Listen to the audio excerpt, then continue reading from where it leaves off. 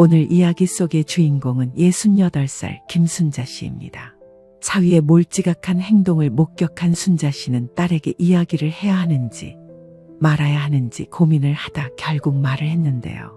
오늘 이야기 어떤 이야기인지 함께 하시죠. 구독과 좋아요, 알람 설정 꾹 눌러주세요. 김순자 씨는 이날도 평상시와 다름없이 아침 일찍부터 부엌에서 분주했습니다.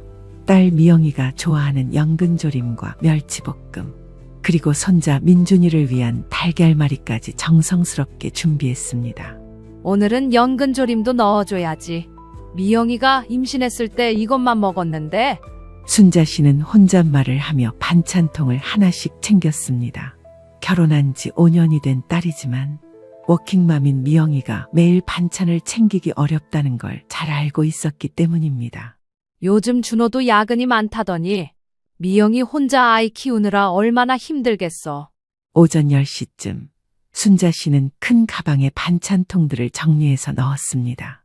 미영이는 9시에 출근하고 사위 준호도 보통 8시 반에는 집을 나서니까 지금쯤이면 아무도 없을 시간이었습니다. 심지어 민준이도 어린이집에 가 있을 시간이었습니다. 집에서 딸네 집까지는 걸어서 20분 정도 거리였습니다. 순자 씨는 평소 운동 삼아 걸어 다니는 것을 좋아했는데 오늘따라 유난히 더웠습니다. 7월 초여름 날씨에 아침부터 햇볕이 따가웠기 때문입니다. 아이고, 오늘 진짜 덥네.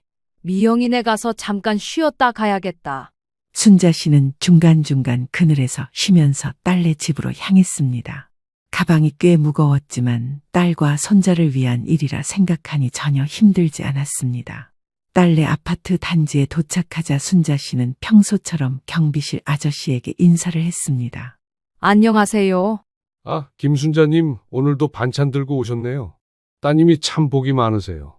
에이, 뭘요? 당연한 일이죠.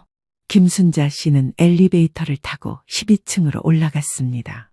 아파트 복도는 조용했고 대부분 직장인들이 출근한 시간이라 사람들이 보이지 않았습니다. 1204호 앞에 서서 초인종을 눌러봤지만 역시 아무도 대답하지 않았습니다. 김순자 씨는 예상했던 대로라며 전자도어락 비밀번호를 눌습니다. 역시 아무도 없네. 냉장고에 넣어두고 가야지. 순자 씨는 현관문을 열고 들어가면서 큰 소리로 말했습니다. 미영아, 엄마 왔다. 하지만 당연히 대답은 없었습니다. 집안은 고요했고 어제 저녁에 먹었던 그릇들이 싱크대에 그대로 놓여 있었습니다. 이 애가 또 설거지도 안 하고 잤네. 순자 씨는 머리를 절레절레 흔들며 반찬통들을 냉장고에 정리해 넣었습니다. 그리고 싱크대에 있던 그릇들까지 깨끗이 씻어놨습니다. 아이고, 더워 죽겠네. 물 한 잔 마시고 가야겠다. 순자 씨는 냉장고에서 시원한 물을 따라 마시며 거실 소파에 앉았습니다. 에어컨은 꺼져 있었지만 집 안이 밖보다는 훨씬 시원했습니다. 조금만 쉬었다 가야겠다. 걸어오느라 땀이 다 났네. 순자 씨는 소파에 기대어 앉으며 딸네 집을 둘러봤습니다. 거실에는 민준이의 장난감들이 여기저기 흩어져 있었고 TV 앞에는 어제 본 듯한 DVD가 그대로 놓여 있었습니다. 이 집도 정리 좀 해야겠네. 미영이가 워낙 바쁘긴 하지만. 순자 씨는 물을 한 모금 더 마시며 잠시 쉬기로 했습니다. 밖이 너무 더워서 당장 나가기가 힘들었습니다. 평소 같으면 반찬만 넣어두고 바로 나갔을 텐데 오늘은 정말 날씨가 유난했습니다. 이때만 해도 순자 씨는 30분 후에 일어날 일을 전혀 예상하지 못했습니다. 그저 딸을 위해 반찬을 갖다 주고 더위를 피해 잠시 쉬고 있는 평범한 어머니였을 뿐이었습니다. 순자 씨는 소파에서 15분 정도 쉬었지만 좀처럼 나갈 엄두가 나지 않았습니다. 창밖으로 보이는 뜨거운 햇살에 벌써부터 땀이 날 것 같았습니다. 아이고, 정말 더워 죽겠네. 좀 더 쉬었다 가야겠다. 순자 씨는 선풍기라도 틀까 하다가 괜히 전기세만 나올 것 같아서 그만뒀습니다. 대신 냉장고에서 시원한 물을 한 잔 더 따라왔습니다. 거실에 앉아 있으니 평소에 보지 못했던 딸네 집의 모습들이 눈에 들어왔습니다. 소파 쿠션 사이에 민준이의 작은 장난감이 끼어 있었고 테이블 위에는 미영이가 보던 육아 관련 책이 펼쳐져 있었습니다. 우리 미영이 참 열심히 사네. 김순자 씨는 책 제목을 보며 중얼거렸습니다. 오세아이와 소통하는 법이라는 책이었는데 형광펜으로 줄을 쳐가며 꼼꼼히 본 흔적이 있었습니다. 그때 핸드폰이 울렸습니다. 동네 친구 영숙이었습니다. 여보세요? 순자야, 뭐해? 미영이네 집에 반찬 갖다 주러 왔는데 너무 더워서 좀 쉬고 있어. 아, 그래? 나도 오늘 딸네 가려고 했는데 너무 더워서 포기했어. 넌 참 대단하다. 뭘 대단해. 당연한 일이지. 미영이가 워낙 바쁘잖아. 그래도 요즘 젊은 애들은 부모가 너무 챙겨주면 부담스러워 한다던데. 우리 미영이는 안 그래. 오히려 고마워해. 순자 씨는 영숙이와 20분 정도 전화 통화를 했습니다. 다른 동네 소식들도 들었고 다음 주 개모임 얘기도 했습니다. 그럼 나는 이제 집에 가봐야겠다. 너무 오래 있는 것도 그렇고. 응, 조심해서 가. 오늘 진짜 덥다.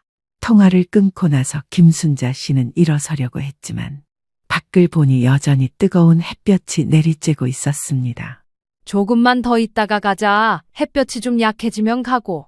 순자 씨는 다시 소파에 앉았습니다. 어차피 집에 가도 할 일이 딱히 없었고 미영이네 집이 시원해서 나가기가 싫었습니다. 거실을 둘러보니 정리할 것들이 눈에 띄었습니다.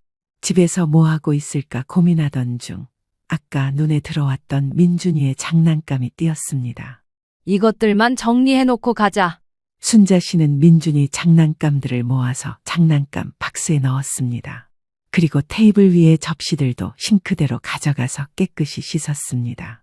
미영이가 퇴근해서 보면 좋아하겠네. 정리를 다 하고 나니 시계를 보니 11시 반이었습니다. 김순자 씨는 벌써 1시간 반 정도 딸네 집에 있었던 것입니다. 이제 진짜 가야겠다. 너무 오래 있었네. 하지만 창밖을 보니 햇볕은 여전히 뜨거웠습니다. 오히려 정오에 가까워지면서 더 뜨거워진 것 같았습니다. 아, 진짜 언제 이 더위가 식을까? 순자 씨는 다시 물을 한 잔 더 마시며 고민했습니다. 지금 나가자니 너무 덥고 그렇다고 계속 있자니 미영이나 준호가 오면 어떻게 설명할지 걱정됐습니다. 그래도 조금만 더 있다가 가자. 조금만 더 있으면 좀 나을 거야. 순자 씨는 결국 조금 더 있기로 결정했습니다. 어차피 미영이는 5시까지 일하고 준호도 보통 6시쯤 들어오니까 충분히 시간이 있다고 생각했던 겁니다. 그런데 바로 그 순간 현관문에서 전자도어랑 열리는 소리가 들렸습니다. 누가 오지? 순자 씨는 깜짝 놀라며 소파에서 일어났습니다. 미영이가 일찍 퇴근한 건가 싶어서 현관 쪽을 바라봤습니다. 미영아? 하지만 대답은 없었고 곧 현관문이 열리는 소리만 들렸습니다. 순자 씨는 당황해서 어떻게 해야 할지 몰랐습니다. 현관문이 열리면서 들려온 것은 미영이의 목소리가 아니었습니다.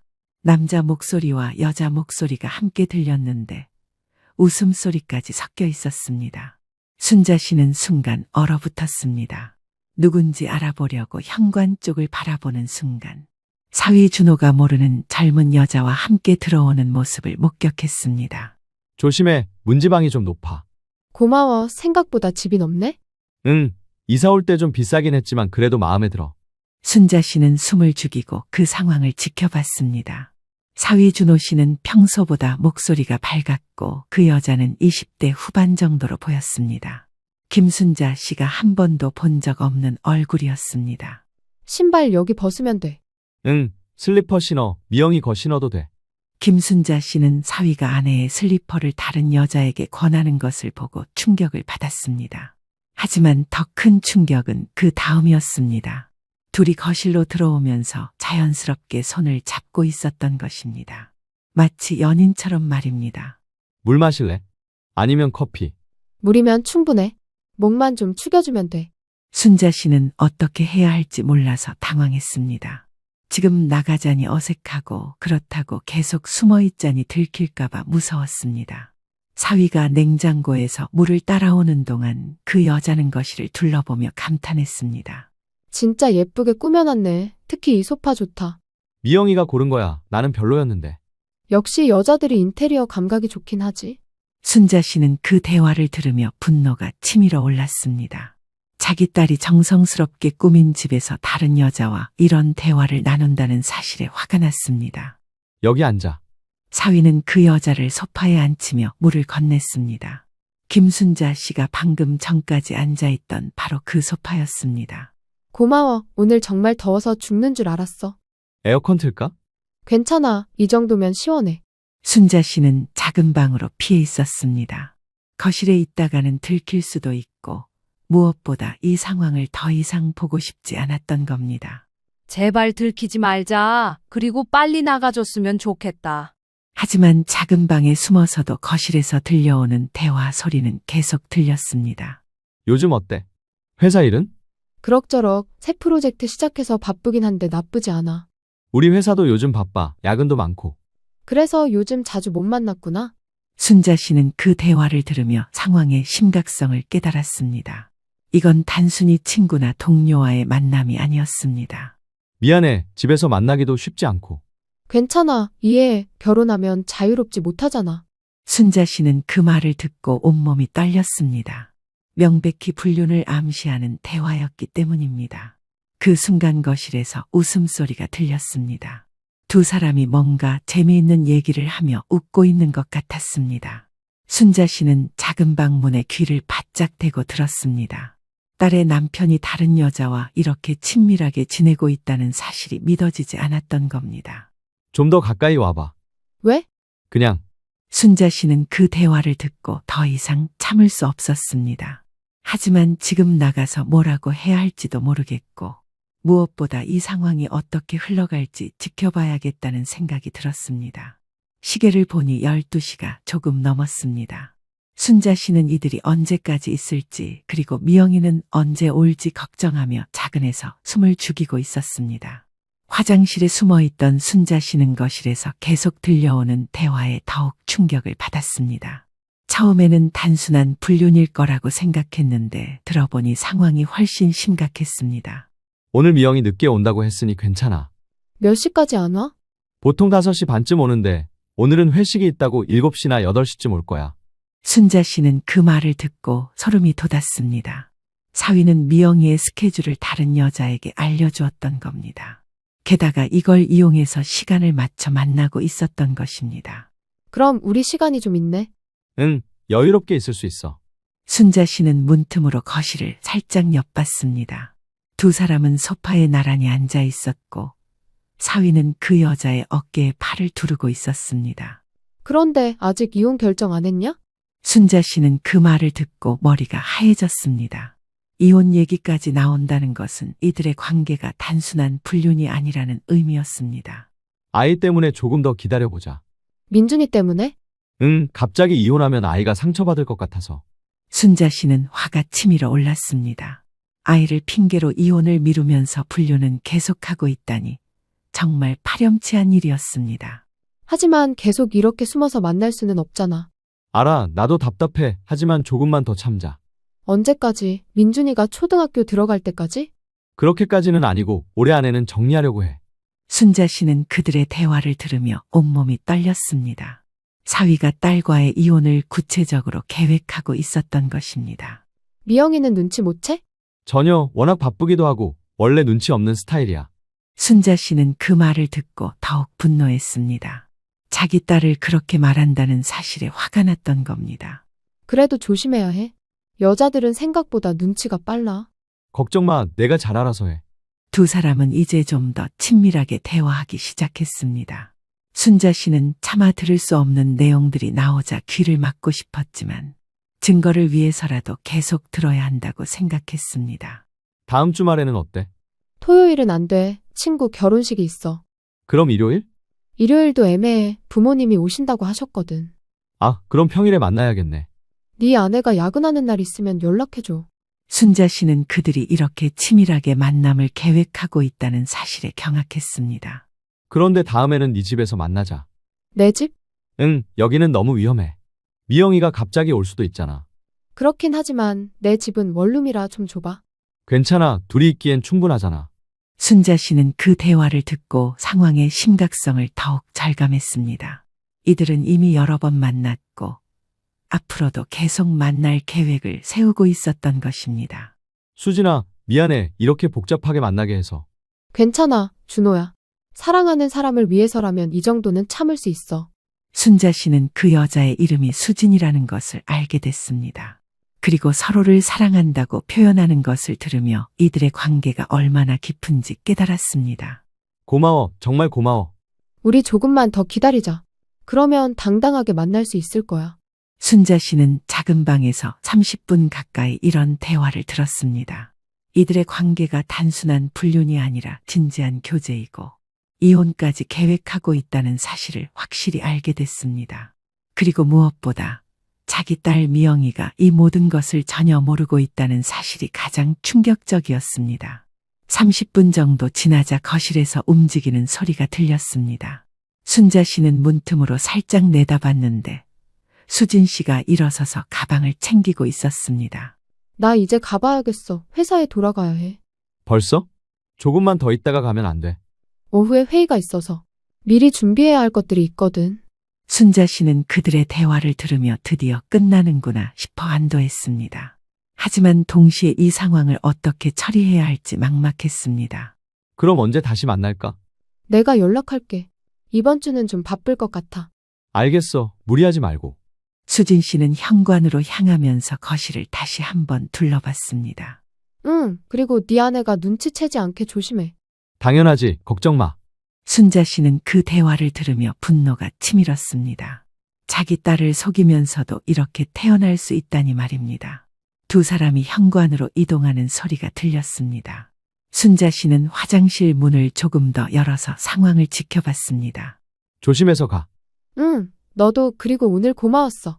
사위는 여자를 현관까지 배웅하며 마지막까지 다정하게 대했습니다. 마치 진짜 연인들처럼 말입니다. 다음에 만날 때는 좀 더 여유롭게 시간 보내자. 그래, 내가 시간 잘 맞춰볼게. 현관문이 열리는 소리가 들렸습니다. 그럼 갈게. 응, 연락해. 현관문이 닫히는 소리가 들리자 순자 씨는 잠시 안도했습니다. 하지만 사위가 아직 집에 있다는 사실이 문제였습니다. 사위는 내연녀를 보내고 나서 거실로 돌아와 소파에 앉았습니다. 그리고 핸드폰을 꺼내서 뭔가를 확인하고 있었습니다. 후, 정말 더웠네. 사위는 혼잣말을 하며 에어컨을 켰습니다. 그리고 냉장고에서 시원한 음료를 꺼내 마셨습니다. 순자 씨는 사위가 언제 나갈지 몰라서 화장실에서 계속 기다렸습니다. 이 상황에서 나가서 마주치면 어떻게 설명해야 할지 막막했기 때문입니다. 10분 정도 지나자 사위가 다시 움직이는 소리가 들렸습니다. 이제 나가야겠다. 사위는 에어컨을 끄고 불을 점검했습니다.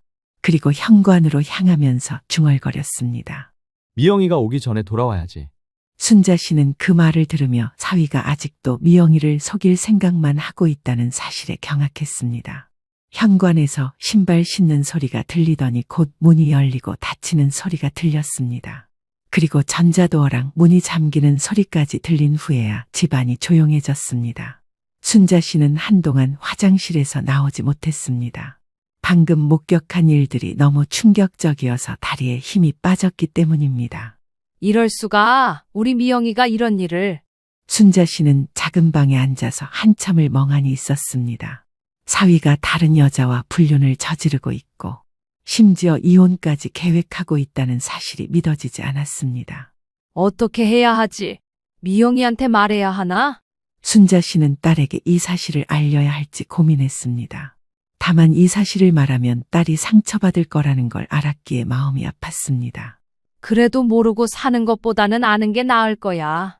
순자 씨는 결심을 굳혔습니다. 딸이 아무것도 모르고 속아서 살게 놔둘 수는 없었던 겁니다. 천천히 화장실에서 나온 순자 씨는 거실을 둘러봤습니다. 방금 전까지 그 두 사람이 있었던 소파를 보니 마음이 복잡했습니다. 우리 미영이가 매일 앉는 소파에서. 순자 씨는 더 이상 생각하고 싶지 않았습니다. 지금 당장 딸에게 연락해서 모든 것을 알려줘야겠다고 마음먹었습니다. 그렇게 마음을 먹은 후 핸드폰을 꺼내든 순자 씨의 손은 떨리고 있었습니다. 순자 씨는 떨리는 손으로 핸드폰을 들고 딸의 번호를 눌렀습니다. 평소 같으면 이런 중요한 얘기는 집에 와서 차근차근 하겠지만 지금은 그럴 수 없었습니다. 신호음이 몇 번 울린 후 미영이가 전화를 받았습니다. 네, 엄마. 미영아, 지금 당장 집에 와라. 엄마, 무슨 일이에요? 지금 회사에 있는데. 회사고 뭐고 상관없어. 지금 당장 와. 엄마가 할 말이 있다. 순자 씨의 목소리에는 평소와 다른 긴박함이 있었습니다. 미영이도 그것을 느꼈는지 당황하는 기색이 역력했습니다. 엄마, 도대체 무슨 일인데요? 왜 그러세요? 전화로는 못해. 무조건 집에 와. 지금 당장. 그래도 이유는 알아야. 이유 묻지 말고 와. 30분 안에 와. 순자 씨는 평생 딸에게 이렇게 강하게 말한 적이 없었습니다. 하지만 지금은 그럴 수밖에 없었습니다. 알겠어요. 갈게요. 그런데 정말 무슨 일인지. 와서 얘기해. 끊는다. 순자 씨는 전화를 끊고 나서 거실 소파에 주저앉았습니다. 방금 전까지 사위와 내연녀가 앉아있던 그 소파였지만 다른 곳에 앉을 기력도 없었습니다. 어떻게 말해야 하지? 믿을까? 순자 씨는 딸에게 어떻게 설명해야 할지 고민했습니다. 너무 충격적인 내용이라 믿지 않을 수도 있고 믿는다 해도 큰 상처를 받을 게 뻔했기 때문입니다. 그래도 알아야 해. 계속 속고 살 수는 없어. 순자 씨는 목격한 모든 것을 정확히 전달하기로 마음먹었습니다. 대화 내용도 최대한 그대로 기억해서 말해줘야겠다고 생각했습니다. 20분 정도 지나자 현관에서 급한 발걸음 소리가 들렸습니다. 미영이가 정말 회사에서 뛰어온 것 같았습니다. 엄마, 무슨 일이에요? 미영이는 현관문을 열고 들어오자마자 큰 소리로 물었습니다. 얼굴에는 걱정과 당황이 섞여 있었습니다. 미영아, 여기 와서 앉아. 엄마, 도대체 무슨 일이에요? 회사에서 갑자기 나온다고 하니까 다들 놀라더라고요. 앉아서 엄마 얘기 들어봐. 미영이는 어머니의 심각한 표정을 보고 조심스럽게 소파에 앉았습니다. 혹시 아버지한테 무슨 일 생긴 건 아니죠? 아니야, 아버지는 괜찮아. 그럼 엄마가 아프신 건가요? 엄마도 괜찮고 문제는 다른 거야. 순자 씨는 말을 꺼내기가 어려웠습니다. 어떻게 시작해야 할지 막막했습니다. 미영아, 엄마가 지금부터 하는 얘기 끝까지 듣고 판단해. 네, 말씀하세요. 오늘 엄마가 반찬 갖다 주려고 왔는데 너무 더워서 잠깐 쉬고 있었어. 네. 그런데 갑자기 준호가 다른 여자랑 같이 들어왔어. 미영이의 표정이 순간 굳었습니다. 다른 여자요? 응, 엄마가 한 번도 본 적 없는 젊은 여자야. 그게 그냥 친구일 수도 있잖아요. 미영아, 엄마 얘기 끝까지 들어봐. 그냥 친구가 아니야. 순자 씨는 목격한 모든 상황을 차근차근 설명하기 시작했습니다. 두 사람이 손을 잡고 들어온 것, 친밀한 스킨십 그리고 무엇보다 나눈 대화 내용까지 말입니다. 준호가 오늘 미영이 늦게 온다고 했으니 괜찮다고 했어. 그런 말을 했다고요? 응, 그리고 그 여자가 아직 이혼 결정 안 했냐고 물어봤어. 미영이의 얼굴이 하얗게 변했습니다. 이혼 얘기를요? 준호가 아이 때문에 조금 더 기다려보자고 답했어. 순자 씨는 목격한 모든 대화를 상세히 전달했습니다. 미영이는 듣는 내내 말을 하지 못했습니다. 순자 씨의 설명을 다 들은 미영이는 한동안 말을 하지 못했습니다. 얼굴이 창백해진 채 멍하니 앉아만 있었습니다. 엄마, 정말 그런 얘기를 했다고요? 응, 엄마가 직접 들었어. 그리고 그 여자 이름이 수진이야. 수진이요? 준호가 그렇게 불렀어. 그리고 서로 사랑한다는 말도 했고. 미영이는 고개를 숙이고 한참을 생각했습니다. 김순자 씨는 딸의 반응을 지켜보며 마음이 아팠습니다. 엄마가 오해한 것 아닐까요? 미영아, 엄마가 뭘 오해해? 내 눈으로 직접 봤고 내 귀로 직접 들었어. 그래도 준호가 그런 사람이 아닌데. 사람은 겉으로 알 수 없는 거야. 더군다나 남자들은. 미영이는 여전히 믿고 싶지 않다는 표정이었습니다. 5년간 함께 산 남편이 그럴 리 없다고 생각하는 것 같았습니다. 혹시 엄마가 잘못 들으신 건 아닐까요? 대화 내용을. 미영아, 엄마가 귀가 어둡나? 30분 동안 작은 방에 숨어서 다 들었어. 30분 동안이요? 응, 그들이 나갈 때까지 계속. 순자 씨는 들은 대화 내용을 더 자세히 반복해서 들려줬습니다. 특히 이혼 얘기와 앞으로의 만남 계획까지 말입니다. 사위가 다음에는 수진이 집에서 만나자고 했어. 수진이라는 사람 집에서요? 응, 여기는 위험하다면서. 미영이는 점점 동요하기 시작했습니다. 어머니의 말이 너무 구체적이고 일관성이 있었기 때문입니다. 그래도 확실한 증거가 있어야. 증거, 엄마가 직접 목격한 게 증거 아니야? 아니, 그게 아니라 좀 더 확실한. 순자 씨는 딸이 현실을 받아들이기 어려워하는 것을 이해했습니다. 하지만 이런 식으로 계속 부인하면 안 된다고 생각했습니다. 미영아, 준호 핸드폰 확인해봐. 핸드폰요? 응, 분명히 그 여자와 연락한 기록이 있을 거야. 하지만 남편 핸드폰을 몰래 보는 건. 지금이 그런 걸 따질 때야. 네 남편이 다른 여자와 바람 피우고 있는데? 미영이는 망설였습니다. 평소 같으면 절대 남편의 핸드폰을 몰래 볼 생각을 하지 않았을 텐데 어머니의 말이 너무 충격적이어서 확인하고 싶은 마음이 생겼습니다. 준호가 핸드폰에 잠금 장치 해놨는데. 비밀번호 모르나? 아, 민준이 생일로 해놨어요. 그럼 확인할 수 있잖아. 미영이는 한참을 고민하다가 결국 준호의 핸드폰을 찾아봤습니다. 마침 아까 나갈 때 두고 나갔던 건지 소파 구석에 떨어져 끼어 있었습니다. 여기 있네요. 열어봐. 미영이는 떨리는 손으로 핸드폰의 잠금을 해제했습니다. 그리고 메시지 목록을 확인했습니다. 수진이라는 사람한테 온 메시지가 많네요. 순자 씨는 안타까우면서도 다행이라는 생각이 들었습니다. 딸이 드디어 현실을 확인할 수 있게 된 것이니 말입니다. 뭐라고 되어 있어? 미영이는 메시지들을 하나씩 읽어나갔습니다. 읽을수록 얼굴이 더욱 하얗게 변했습니다. 오늘 오후에 집에서 시간 보내서 좋았다는 메시지가 있어요. 또 뭐가 있어? 지난주에는 미영이 야근한다고 하니까 우리 시간이 있겠다는. 미영이의 목소리가 점점 작아졌습니다. 그리고 우리 아파트 계약 언제 할까? 라는 메시지도 있어요. 아파트 계약? 둘이 같이 살 집을 구하고 있는 것 같아요. 순자 씨는 상황이 생각보다 더 심각하다는 것을 깨달았습니다. 다른 것도 더 있나? 미영이는 계속해서 메시지들을 확인했습니다. 몇 달 전부터 시작된 것 같은 대화들이 수없이 많았습니다. 엄마, 정말로 오래된 것 같아요. 몇 달 전부터. 그럼 이제 믿어지지? 미영이는 핸드폰을 내려놓고 고개를 숙였습니다. 더 이상 부인할 수 없는 명백한 증거들이었습니다. 어떻게 이런 일이. 미영아, 울지 마. 지금은 울 때가 아니야. 그럼 언제 울어요?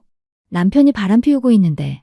울고 나서 해결되면 울어. 지금은 어떻게 할지 생각해야 해. 순자 씨는 딸을 위로하면서도 현실적인 대응이 필요하다고 생각했습니다. 순자 씨와 미영이는 준호가 퇴근할 때까지 기다렸습니다. 미영이는 계속해서 핸드폰의 메시지들을 확인하며 현실을 받아들이려 노력했습니다. 엄마, 정말 어떻게 해야 할까요?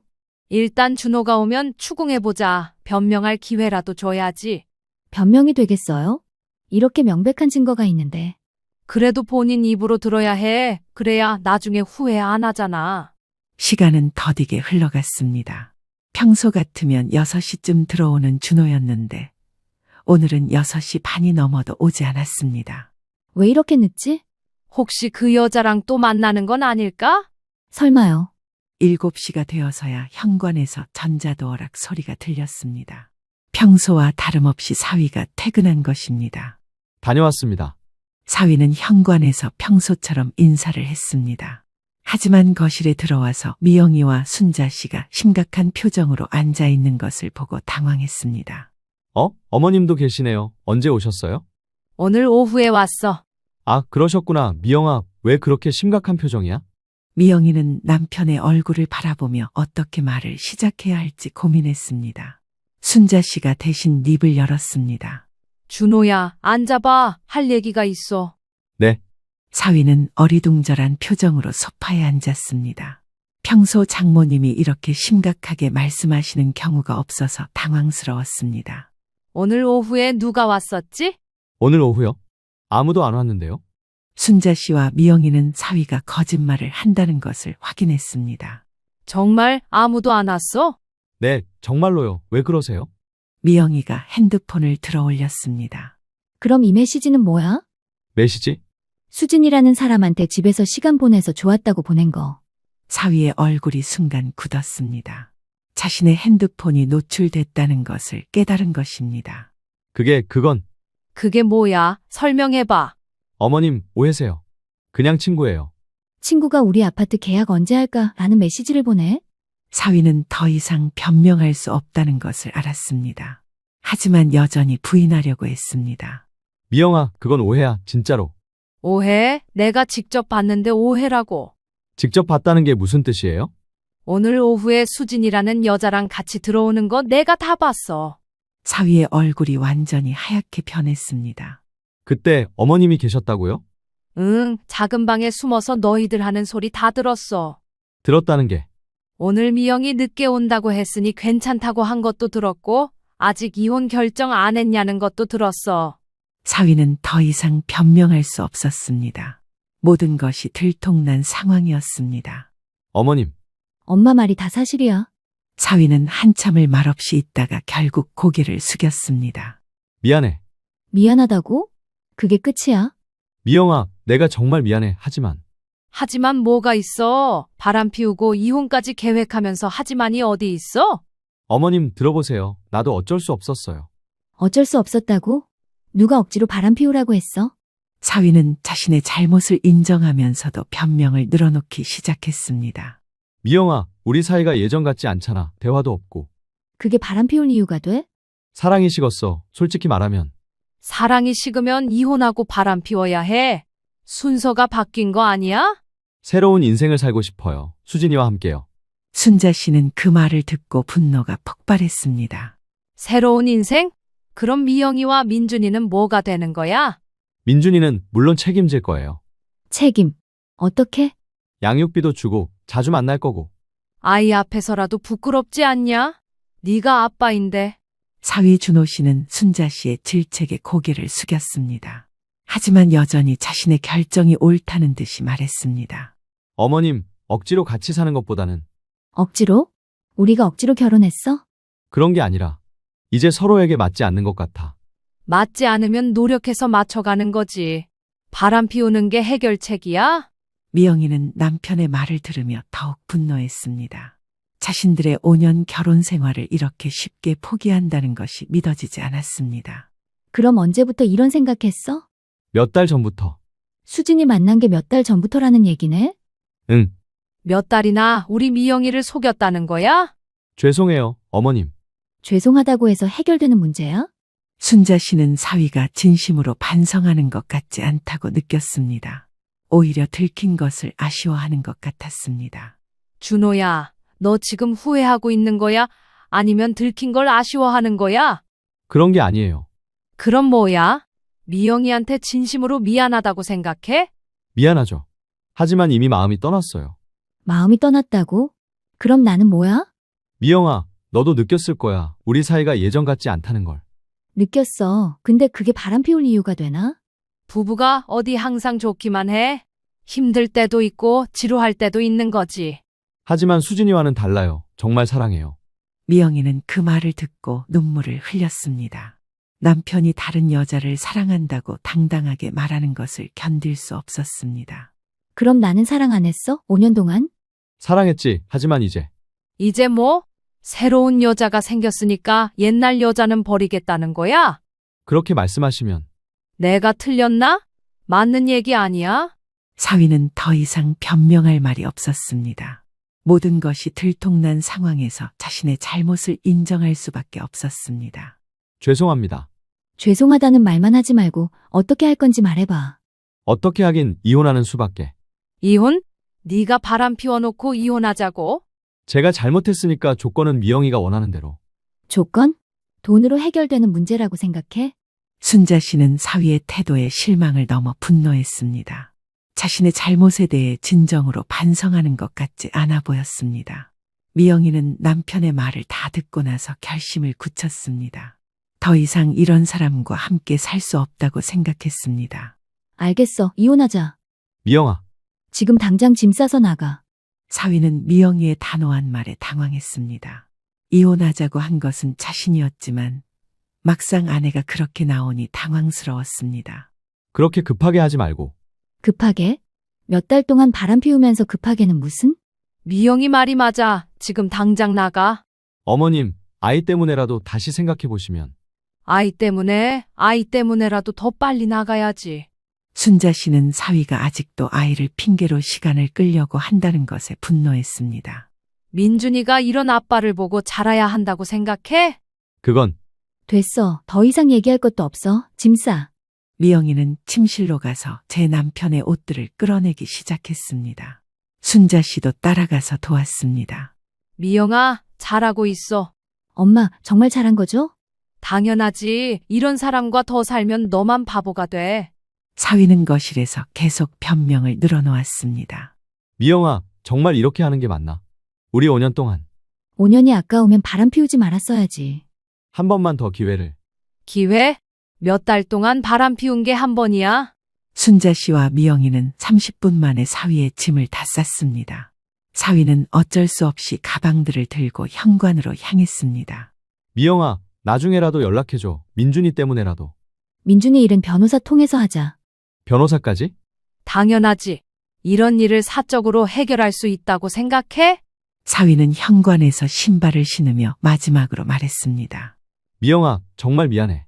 하지만 나도 행복할 권리가. 행복할 권리? 남의 가정 파괴하면서? 나가. 더 이상 보기 싫어.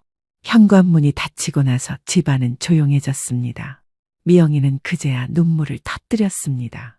엄마, 정말 이렇게 하는 게 맞죠? 물론이지. 너무 잘했어. 그런데 민준이는 어떡하죠?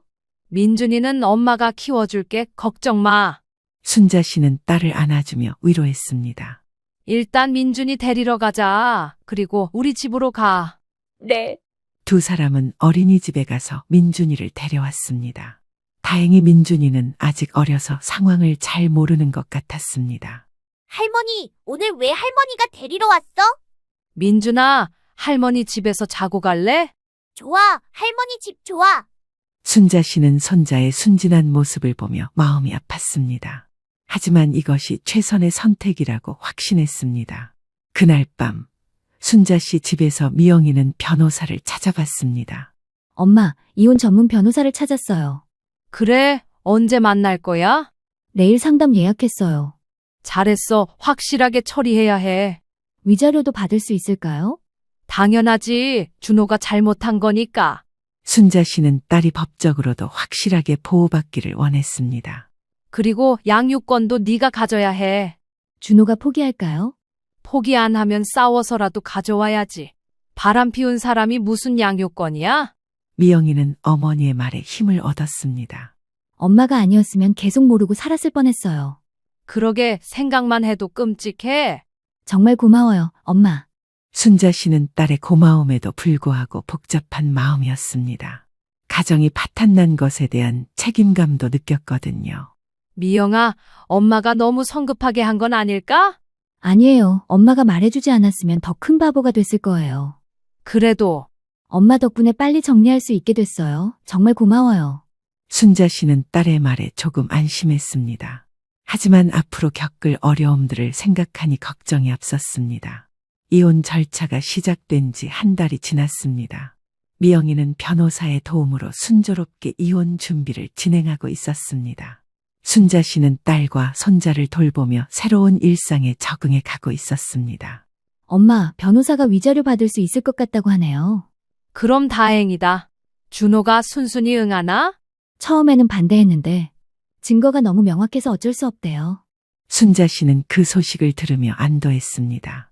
딸이 경제적으로라도 보상받을 수 있다는 것이 다행이었습니다. 하지만 주변 사람들의 반응은 엇갈렸습니다.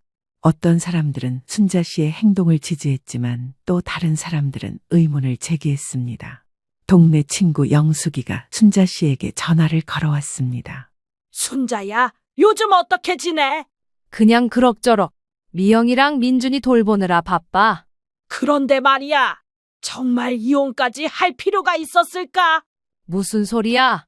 바람 피우고 있는데 어떻게 참고 살아? 그래도 아이도 있고 좀 더 지켜봤으면 어땠을까? 순자 씨는 영숙의 말에 당황했습니다.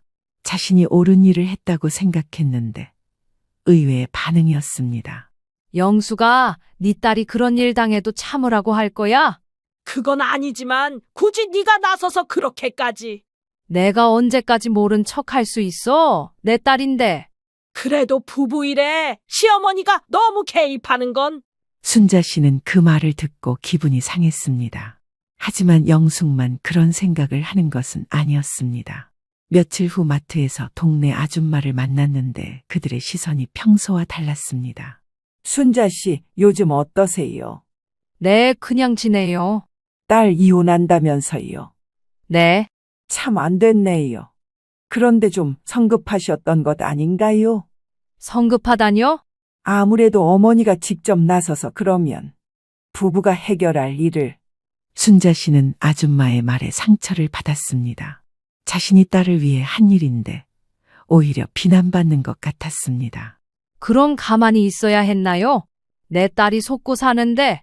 그래도 굳이 그렇게까지 할 필요가 있었나 싶어서요. 필요 없었다고요?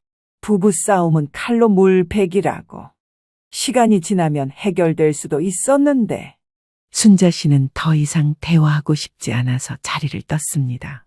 집에 돌아온 순자 씨는 미영이에게 그 얘기를 했습니다. 미영아, 엄마가 너무 성급하게 한 걸까? 엄마, 왜 그런 말씀을 하세요? 사람들이 자꾸 그런 얘기를 하네. 굳이 그렇게까지 할 필요가 있었냐고. 미영이는 어머니의 고민을 이해했습니다. 엄마가 말해줘서 더 큰 바보가 되기 전에 알았어요. 정말? 네, 몇 달 더 지나면 그 사람이 먼저 이혼하자고 했을 거예요. 그럼 더 당황스러웠을 거고. 그래도 혹시 엄마가 실수한 건 아닐까 싶어서. 절대 아니에요. 엄마가 아니었으면 지금도 모르고 살고 있었을 거예요. 순자 씨는 딸의 말에 조금 위안을 받았습니다. 그리고 민준이도 지금은 어리니까 모르지만 나중에 크면 할머니가 엄마를 도와줬다는 걸 고마워할 거예요. 그럴까? 물론이죠. 할머니가 용기 내주셔서 우리가 새 출발할 수 있게 됐어요. 하지만 순자 씨의 고민은 계속됐습니다. 특히 사위가 지속적으로 복귀하려고 시도할 때마다 더욱 그랬습니다. 사위는 몇 번이나 순자 씨에게 전화를 걸어왔습니다. 어머님, 제가 정말 잘못했습니다. 한 번만 더 기회를 주세요. 기회는 무슨, 너 아직도 그 여자랑 만나고 있잖아. 아니에요. 정리했어요. 거짓말하지 마. 미영이가 다 알고 있어. 실제로 미영이는 사위가 여전히 수진과 연락하고 있다는 것을 알고 있었습니다. 엄마, 준호가 또 연락했어요. 돌아오고 싶다고. 돌아온다고. 그 여자는? 아직 만나고 있는 것 같아요. 친구가 봤다고 하더라고요. 역시 반성하는 척만 하는 거야. 순자 씨는 사위의 이런 태도를 보며 자신의 선택이 옳았다고 다시 한번 확신했습니다. 미영아, 절대 흔들리지 마. 그런 사람이랑 다시 살면 안 돼. 알아요. 엄마, 저도 이제 마음 정리됐어요. 민준이도 할머니 집에서의 생활에 적응해 가고 있었습니다. 할머니, 아빠 언제 와? 민준아, 아빠는 다른 곳에서 살기로 했어. 왜? 어른들 사정이 있어. 대신 할머니가 민준이 돌봐줄게. 할머니가 더 좋아. 순자 씨는 손자의 말에 웃었지만 동시에 마음이 아팠습니다. 민준아, 아빠 보고 싶으면 언제든지 만날 수 있어. 지금은 괜찮아. 할머니랑 엄마가 있으니까. 순자 씨는 손자의 순수한 모습을 보며 자신의 결정에 대해 확신을 가지게 됐습니다. 비록 주변에서 비판하는 사람들이 있지만 딸과 손자가 행복하다면 그것으로 충분했습니다. 시간이 흘러 이혼을 진행하는 날이 찾아왔습니다. 이날이 다가올수록 사위는 더 많은 연락을 해온 겁니다.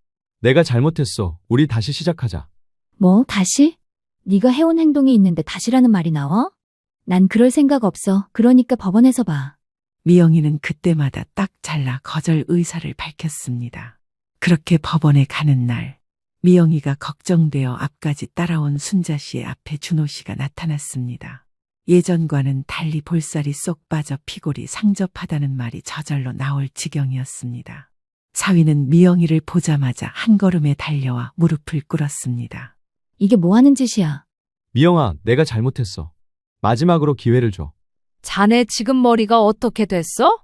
내 딸 가슴에 그리 대못을 박아놓고는 이제 와서 기회를 달라고 해. 나는 기회 같은 거 줄 생각 없어. 그 잘난 수진이라는 여자한테 가서 함께 살자고 하던가. 미영이의 말에 사위의 얼굴이 급속도로 안 좋아졌습니다.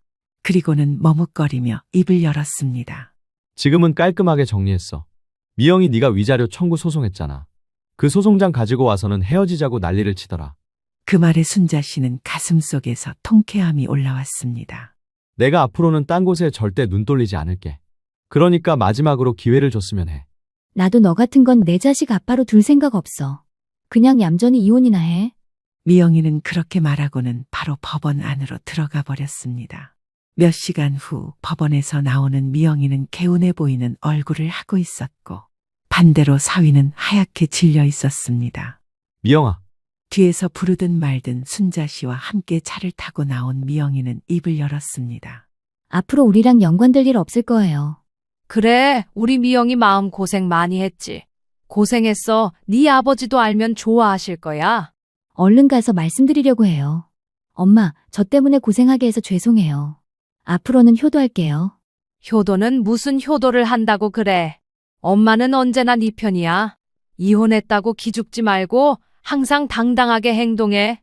순자 씨는 미영이의 오른손을 꼭 잡아주며 말했습니다. 이후 미영이는 직장 생활을 열심히 했고 순자 씨는 미영이를 도와 손자를 돌봐주었습니다. 순자 씨는 한때 자신을 비난했던 사람들에게 말하고 싶었습니다. 급하다고 말해도 상관없어요. 내 자식 가슴 찢어지는 걸 부모가 어떻게 봅니까? 여러분들도 자식이 부당한 일을 겪을 때 망설이지 말고 나서세요.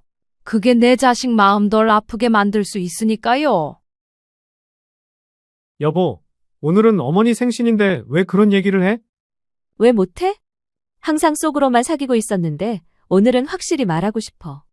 어머니가 아가씨한테는 15억짜리 상가를 주시고 저희한테는 고작 4억짜리 빌라와 현금을 주셨잖아요. 이게 공평한 거예요?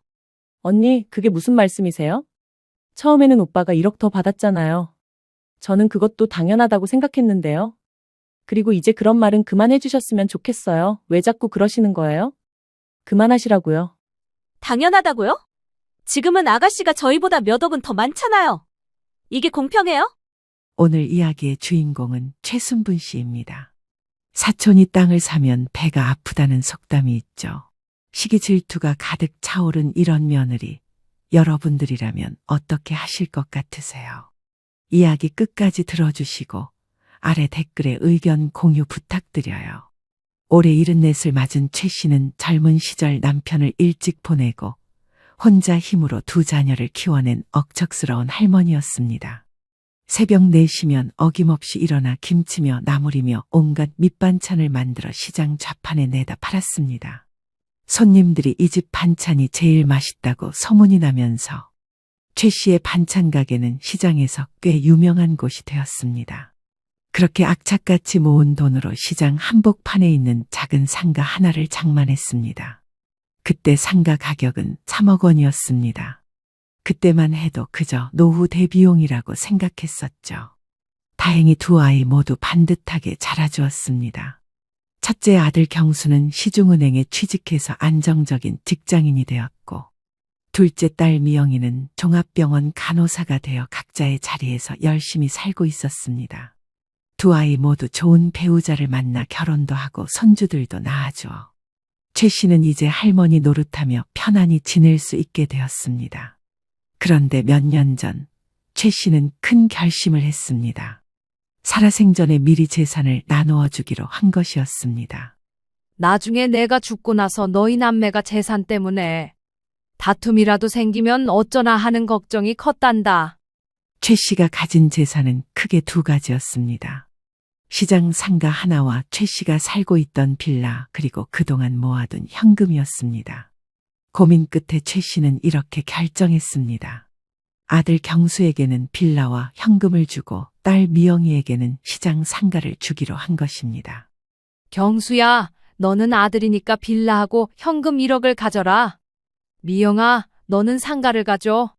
당시 빌라도 3억 원 정도 했으니까 경수는 총 4억 원, 미영이는 3억 원을 받는 셈이었습니다. 아들이 1억 원 더 받는 거였죠. 미영이는 이런 분배에 대해 전혀 불만이 없었습니다. 엄마, 괜찮아요. 오빠가 아들이니까 더 받는 게 당연해요. 미영이는 어릴 때부터 그렇게 교육받고 자랐습니다. 아들이 집안의 대를 이어가는 존재니까 더 많이 받는 것이 당연하다고 생각했죠. 딱히 재산에 대한 욕심도 없었습니다. 그런 미영의 마음을 알았는지 경수 씨도 고마워했습니다. 어머니, 정말 감사합니다. 이제 제대로 된 집도 있고 여유도 생겼네요. 증여 서류에 도장을 찍는 날, 최 씨는 두 아이의 손을 잡고 말했습니다. 이 엄마가 너희에게 줄 수 있는 마지막 선물이다. 이걸 미천 삼아서 더 열심히 살고 서로 도우며 지내거라.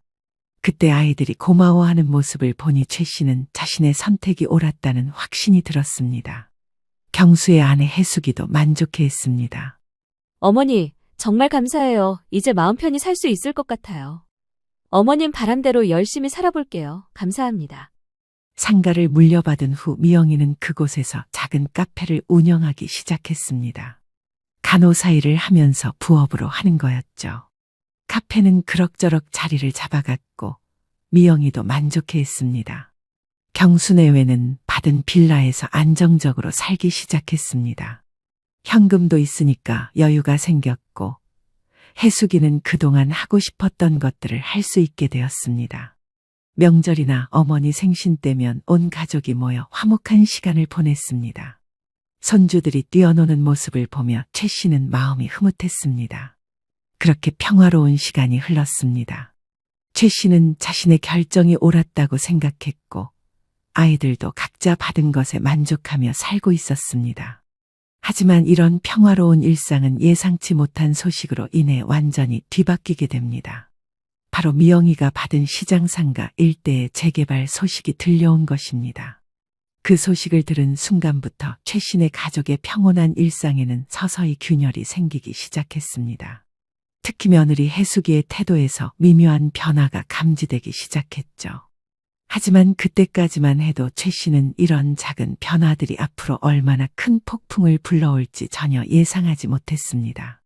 재산 분할을 마치고 나서 1년 정도가 지났을 때였습니다. 미영이가 급하게 최 씨를 찾아왔습니다. 얼굴에는 믿을 수 없다는 표정이 가득했습니다. 엄마, 큰일 났어요. 우리 상가가 있는 곳이 재개발된다고 해요. 재개발? 그럼 어떻게 되는 거야? 부동산 중개소에서 전화가 계속 오는데 상가 값이 엄청 올랐다고 해요. 처음에 3억이었는데 지금은 15억도 넘는다고 하네요. 최 씨는 깜짝 놀랐습니다. 3억이던 상가가 15억이라니 무려 5배가 오른 것입니다. 15억? 그게 정말이냐? 네, 엄마, 여러 부동산에서 확인했는데 다 비슷한 얘기예요. 재개발 때문에 그 일대 상가들이 다 그렇게 올랐대요. 미영이는 갑작스러운 횡재에 어쩔 줄 몰라 했습니다. 엄마, 이게 다 엄마 덕분이에요. 엄마가 그때 좋은 자리를 골라주셔서 이런 행운이 온 거예요. 아이고, 우리 미영이가 복이 있나 보구나.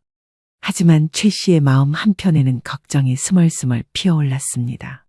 이렇게 큰 차이가 나면 며느리 혜숙이가 어떻게 받아들일지 염려되었거든요. 그 걱정은 곧 현실이 되었습니다. 며칠 후 가족 모임에서 미영이가 재개발 소식을 알렸을 때 혜숙이의 표정이 순간적으로 굳어지는 것을 최 씨는 놓치지 않았습니다.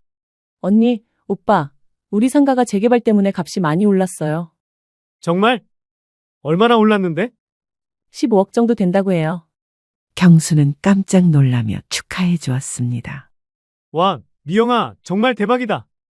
축하해. 몇 배가 오른 거야? 하지만 혜숙이의 반응은 달랐습니다. 잠시 멍한 표정을 짓더니 억지로 미소를 지었습니다. 아, 그래요? 아가씨 정말 운이 좋으시네요. 그 순간 식탁 분위기가 미묘하게 변했습니다. 혜숙이의 목소리에서 진심 어린 축하보다는 복잡한 감정이 느껴졌거든요. 그래, 미영이가 복이 있어. 하지만 너무 들뜨지 말고 겸손하게 지내거라. 네, 엄마, 저도 놀랐어요. 이런 일이 생길 줄 몰랐거든요. 미영이는 여전히 겸손한 태도를 보였지만 혜숙이는 점점 말이 없어졌습니다. 그날 저녁 경수가 따로 어머니를 찾아왔습니다. 어머니, 혜숙이가 좀 복잡한 심정인 것 같아요. 뭐가 복잡해? 처음에는 저희가 1억 더 받았잖아요. 그런데 이제는 미영이가 몇 배는 더 많아진 셈이니까. 최 씨는 아들의 말을 듣고 한숨을 쉬었습니다. 예상했던 일이 벌어지기 시작한 것입니다. 경수야, 그건 우연히 그렇게 된 거야. 내가 처음부터 그럴 줄 알고 그런 게 아니란다. 저는 그걸 아는데 해숙이는 좀 다르게 생각하는 것 같아요.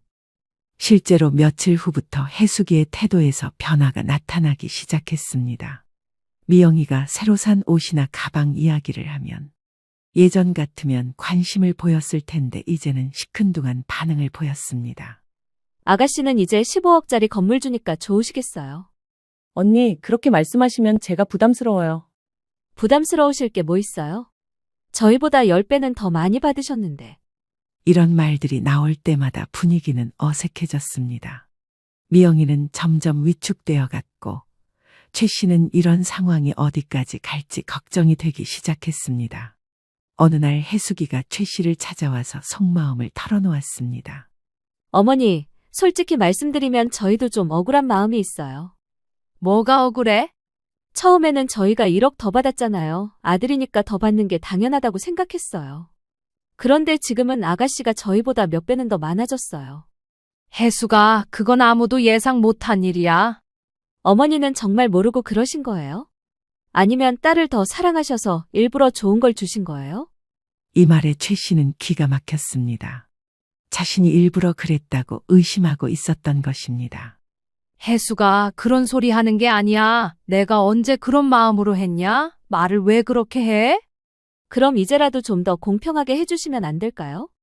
아가씨 것 중에서 일부라도 저희한테 주시면 좀 덜할 것 같은데요. 그게 더 낫지 않겠어요?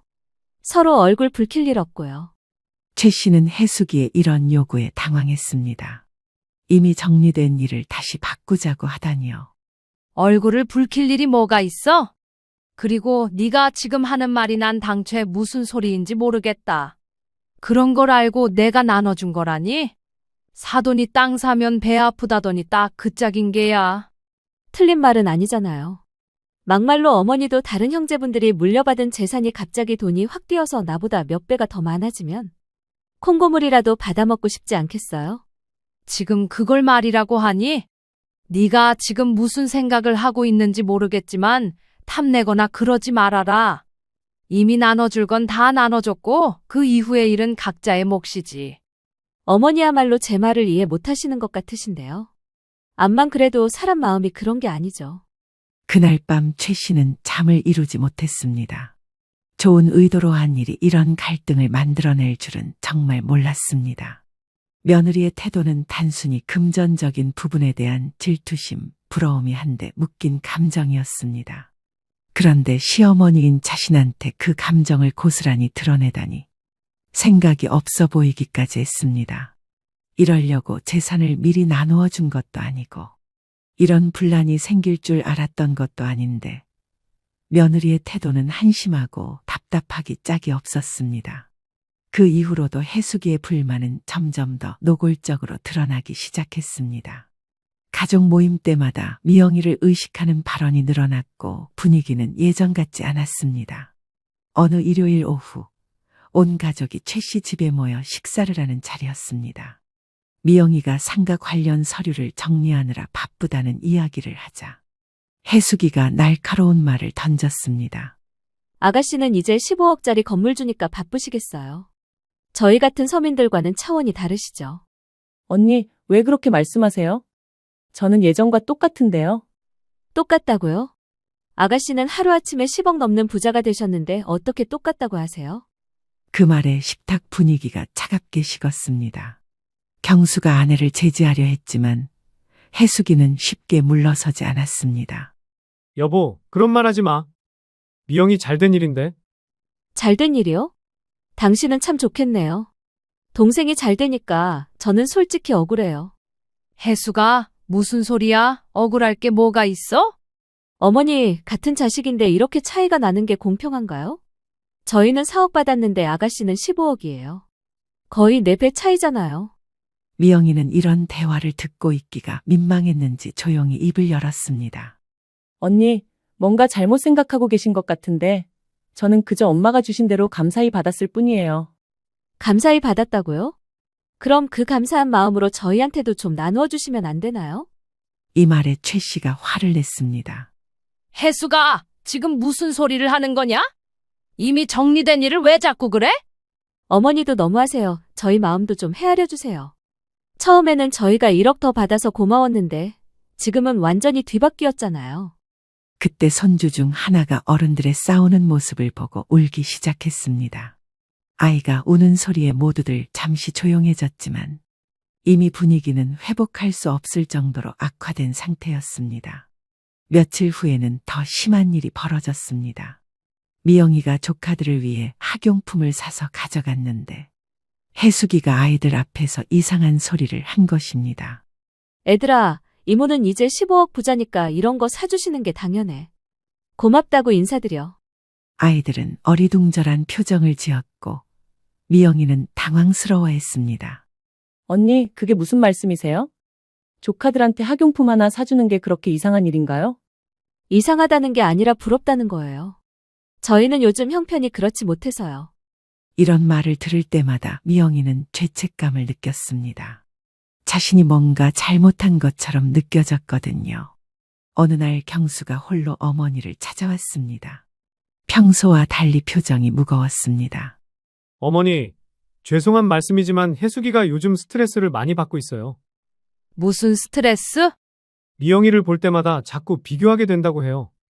같은 어머니 자식인데 왜 이렇게 차이가 나냐고. 그럼 네 생각은 어떠냐? 저도 솔직히 복잡해요. 미영이가 잘 된 건 기쁜데 차이가 너무 많이 나니까. 경수조차 이런 말을 하니 최 씨는 더욱 답답했습니다. 경수야, 그래도 네가 그런 소리를 하면 안 되지. 미영이가 뭘 잘못했다고 이럴수록 네가 중심을 잘 잡아야 하는 거야. 그럼 반대로 너희한테 상가를 줬는데 미영이가 혜숙이처럼 행동하면 너희는 기분 안 나쁘겠니? 잘못했다는 게 아니라 그냥 혜숙이 마음을 이해해 주셨으면 해서요. 그날 이후로도 혜숙이의 불만은 계속되었습니다. 특히 미영이가 새로운 물건을 사거나 어디를 다녀오면 반드시 한마디씩 했습니다. 아가씨는 정말 좋으시겠어요. 15억이 있으니까 하고 싶은 거 다 하시고. 또는 다른 사람들 앞에서도 이런 말을 했습니다. 저희 시누이는 운이 정말 좋아요. 하루아침에 10억 넘는 부자가 됐거든요. 이런 말들 속에는 미묘한 시기와 질투가 담겨 있었습니다. 이런 일들이 반복되면서 가족 모임의 분위기는 점점 더 냉랭해졌습니다. 미영이는 집에 올 때마다 눈치를 보게 되었고 최 씨는 이런 상황이 어디까지 갈지 걱정이 되기 시작했습니다. 최 씨는 이제 심각하게 고민하기 시작했습니다. 이런 식으로 계속한다면 가족이 완전히 분열될 수도 있다는 생각이 들었기 때문입니다. 혜숙이의 불만이 외부로까지 번지면서 상황은 더욱 심각해졌습니다. 이제는 미영이만 보면 비꼬는 말을 하는 것이 일상이 되어버렸습니다. 어느 토요일 오후 미영이가 상가에서 나온 임대료를 받았다는 이야기를 했을 때였습니다. 혜숙이의 반응은 예상보다 훨씬 격했습니다. 아가씨는 정말 좋으시겠어요. 가만히 앉아서 몇 천만 원씩 들어오시니까. 언니, 그런 식으로 말씀하시면. 어떻게 말해야 해요? 저희는 매달 빌라 관리비에 생활비에 쪼들리는데 아가씨는 한 달에 저희 1년 생활비가 들어오시잖아요. 이때 최 씨가 참다 못해 끼어들었습니다. 혜수가 그렇게 말하는 게 아니야. 미영이가 뭘 잘못했다고. 어머니는 맨날 아가씨 편만 드시네요. 저희는 생각도 안 하시고. 편을 든다는 게 무슨 소리야? 나는 너희 둘 다 똑같이 생각한다. 똑같이요? 그럼 왜 처음에 아가씨한테는 상가를 주시고 저희한테는 빌라를 주신 거예요? 이 말에 최 씨는 할 말을 잃었습니다. 분명히 공평하게 나누어 준다고 생각했는데 혜숙이 눈에는 그렇게 보이지 않았나 봅니다. 며칠 후에는 더 충격적인 일이 벌어졌습니다. 혜숙이가 미영이에게 직접 돈을 요구한 것입니다. 아가씨, 솔직히 말씀드릴게요. 저희한테 10억에서 절반만 나누어 주시면 안 될까요? 네? 언니, 갑자기 무슨 말씀이세요? 갑자기가 아니에요. 처음에 저희가 1억 더 받았잖아요. 그런데 지금은 아가씨가 몇 배는 더 많아졌어요. 그럼 절반만이라도 나누는 게 공평하지 않아요? 미영이는 이런 요구에 당황했습니다. 그건 엄마가 정해주신 일인데 제가 어떻게. 어머니가 정해주셨다고요? 어머니가 일부러 아가씨한테 좋은 걸 주신 거 아니에요? 그런 게 아니에요. 엄마가 그런 의도로 하신 게 아니라고요. 왜 그렇게 말씀을 하세요? 그럼 지금이라도 바로 잡으시면 되잖아요. 아가씨가 절반만 저희한테 주시면 모든 게 해결돼요. 이런 황당한 요구에 미영이는 더 이상 참을 수 없었습니다. 언니, 그건 너무하신 것 같아요. 제가 왜 그렇게 해야 하는지 모르겠어요. 너무하다고요? 10억 넘게 받아놓고 절반 나누어 달라는 게 너무한 일인가요? 이 대화를 들은 최 씨는 정말 기가 막혔습니다. 해수기가 이 정도까지 나올 줄은 몰랐습니다. 혜수가 지금 무슨 소리를 하는 거냐? 이미 정리된 일을 왜 자꾸 그래? 어머니, 솔직히 저는 어머니가 일부러 그러신 것 같아요. 딸을 더 사랑하시니까 좋은 걸 주신 거 아니에요? 이 말에 최 씨는 크게 화를 냈습니다. 혜수가 그런 말 하는 게 아니야. 내가 언제 그런 마음으로 했냐? 도대체 언제까지 계속 같은 말만 할 거냐?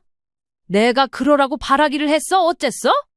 그걸 알고 재산을 나눠준 것도 아닌데 그깟 돈이 뭐길래 그렇게 못 가져서 안달이야? 사람이라는 게 생각을 달리할 수도 있는 거 아니에요?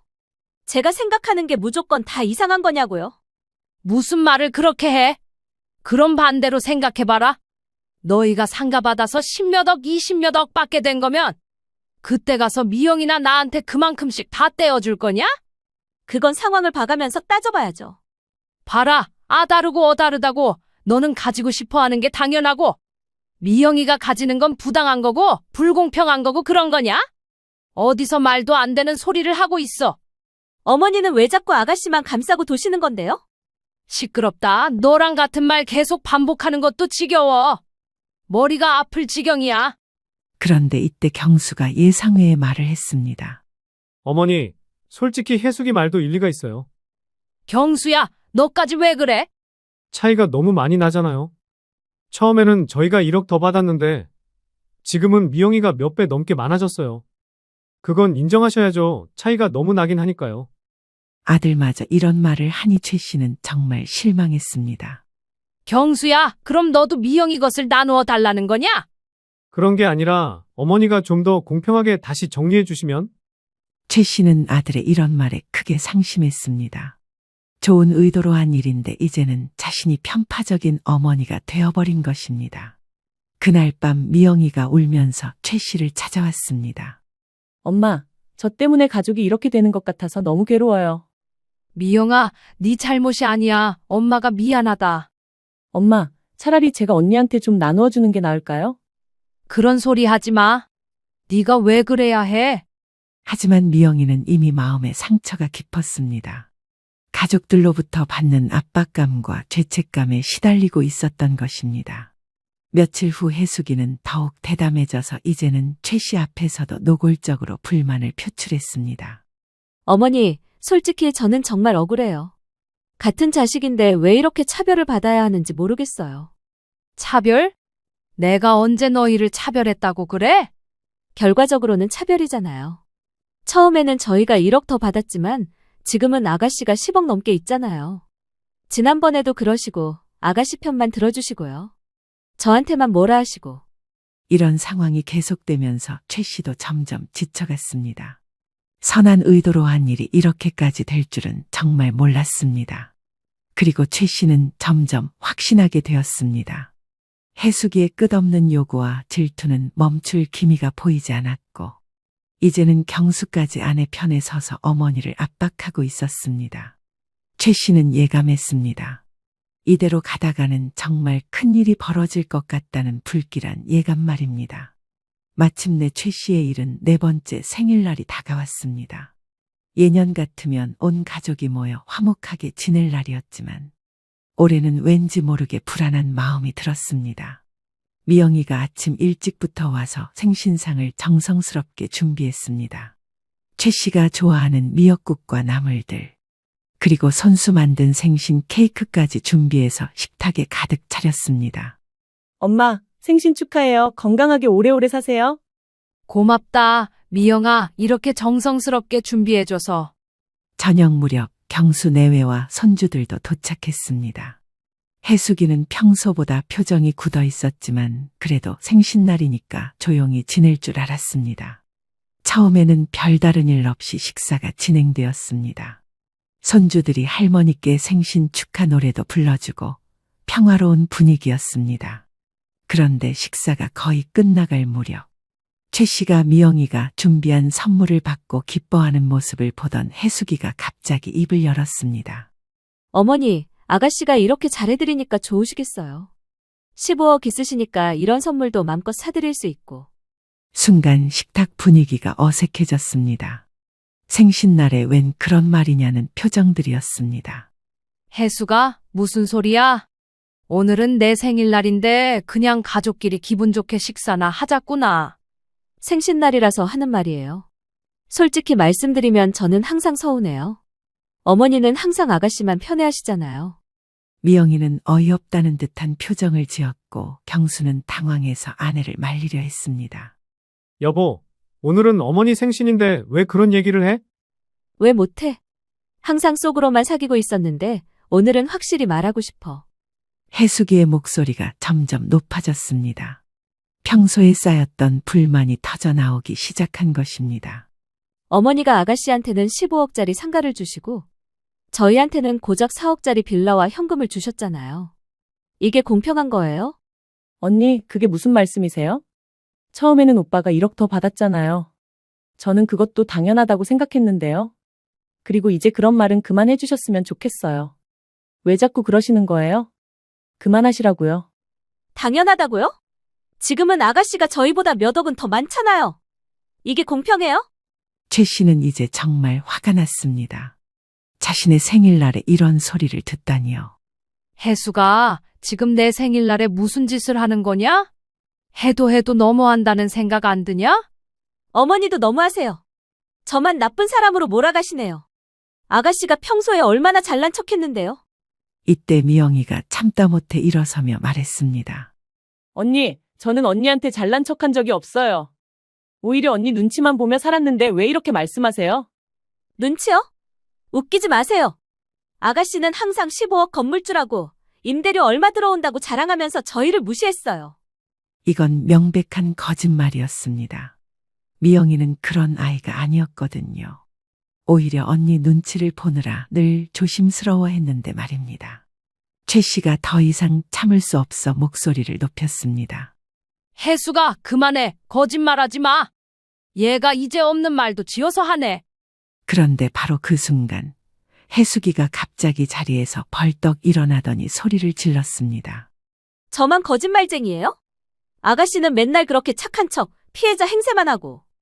그리고는 미영이를 향해 손을 휘둘렀습니다. 해숙이의 손이 미영이의 뺨을 내리쳤습니다. 그 순간 조용해졌고 미영이는 충격에 그 자리에 주저앉고 말았습니다. 손주들은 무서워서 울기 시작했고 경수는 얼굴이 새하얗게 질려서 아무 말도 못했습니다. 지금 뭐 하는 짓이냐? 감히 어딜 때려? 네가 지금 제정신인 게야? 최 씨의 목소리가 집안을 울렸습니다. 제 눈앞에서 제 딸이 며느리한테 맞는 모습을 보고는 정말 하늘이 무너지는 것 같았습니다. 제가 뭘 어쨌다고 이러세요?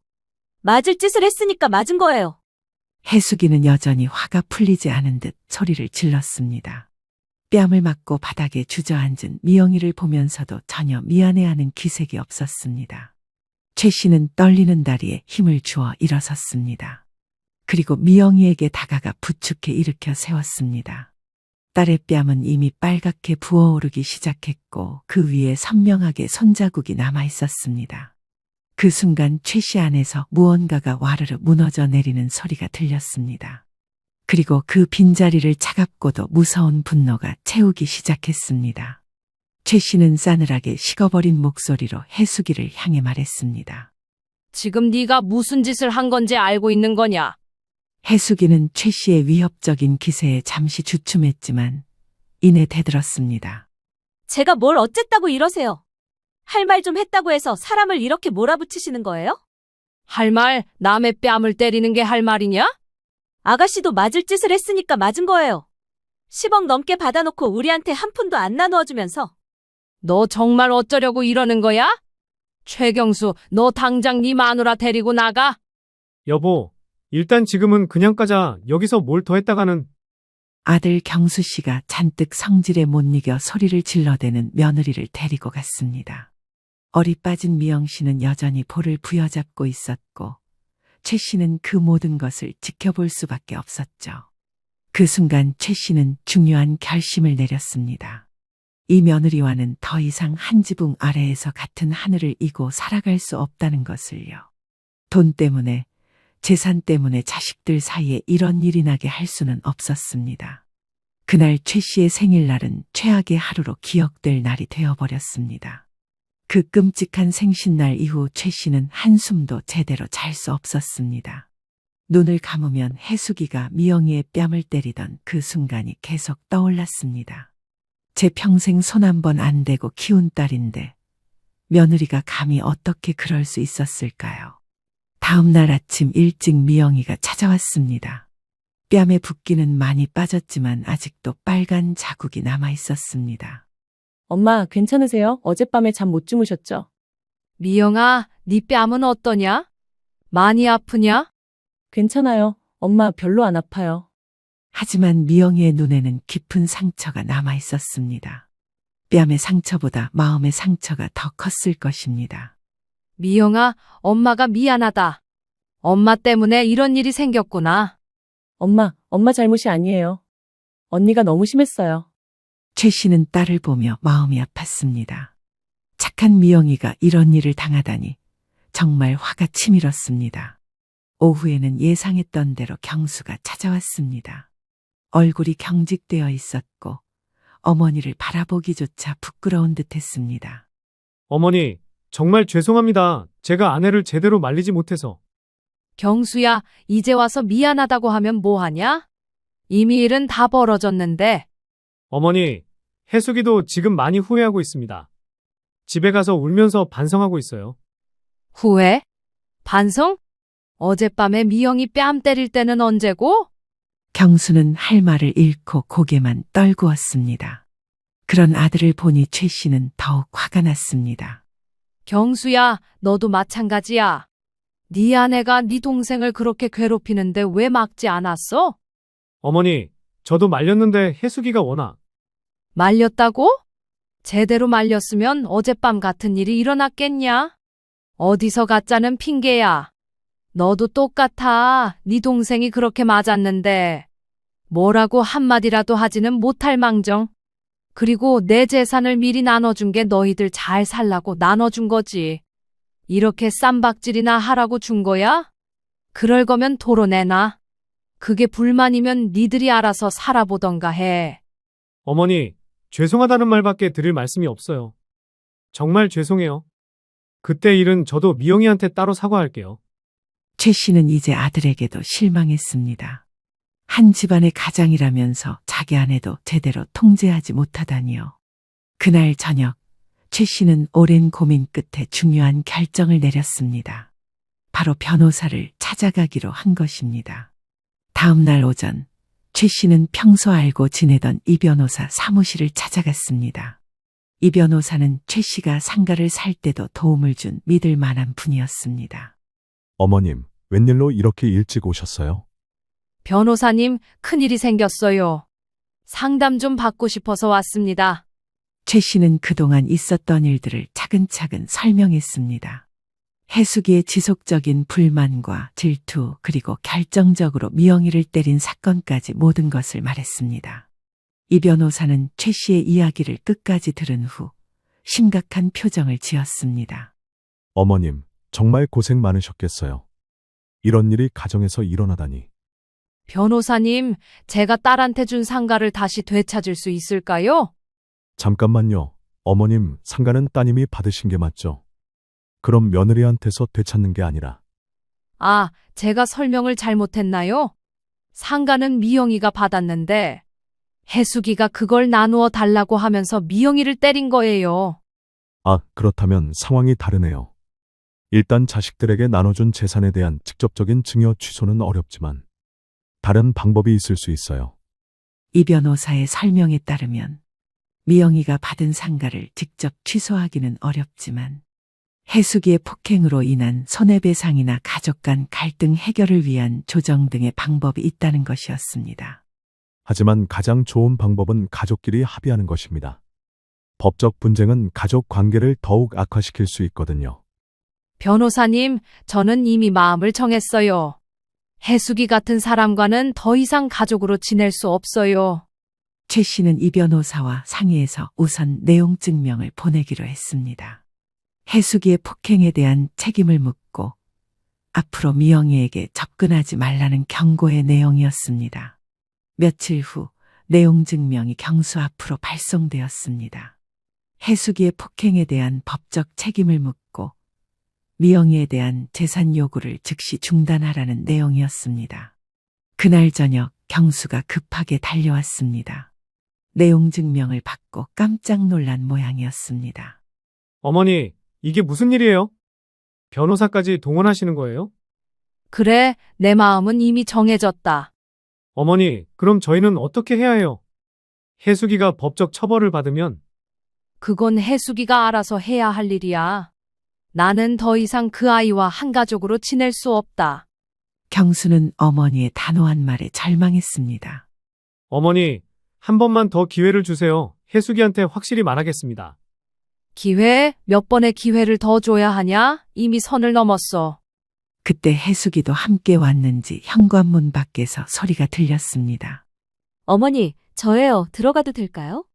최 씨는 해숙이를 보고 싶지 않았지만 마지막으로 할 말이 있어서 들어오라고 했습니다. 해숙이는 들어오자마자 무릎을 꿇고 사과했습니다. 어머니, 정말 죄송합니다. 제가 정신이 나갔었어요. 지금 와서 미안하다고 하면 다 해결되는 줄 아냐? 어머니, 한 번만 용서해 주세요. 다시는 그런 일 없을 거예요. 아가씨한테도 진심으로 사과하겠어요. 하지만 최 씨의 마음은 이미 굳어 있었습니다. 해수가 네가 내 딸을 때린 그 순간 우리는 이미 남남이 되었다.